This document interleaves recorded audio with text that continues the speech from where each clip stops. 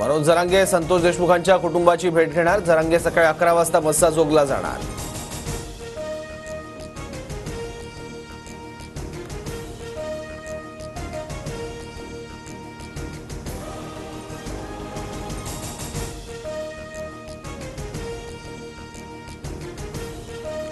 मस्साजोग ग्रामस्थ आज मोबाईल टॉवरवर चढून आंदोलन करणार। फरार आरोपीला अटक न झाल्यानं मस्साजोगकर आक्रमक। वाल्मी कराडला 302चा आरोपी बनवण्याचीही मागणी।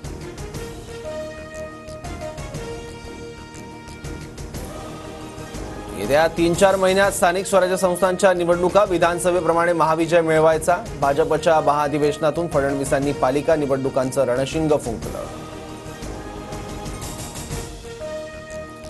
शरद पवारांनी सुरू केलेल्या दगाफटक्याच्या राजकारणाला जनतेनं 20 फूट खड्ड्यात गाडलं। निवडणुकीतील विजयानंतर भाजपच्या महाधिवेशनातून अमित शहांचा हल्लाबोल।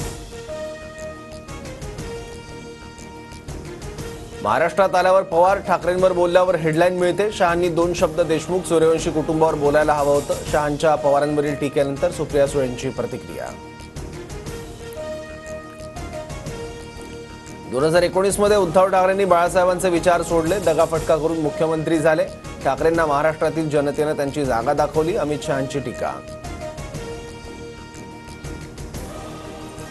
जखमेतून अमित शहांचे उद्गार। विधानसभेला त्यांना विजय मिळाला, पण आगामी काळात जनता त्यांना जागा दाखवणार। अरविंद सावंत यांचं शहांना प्रत्युत्तर।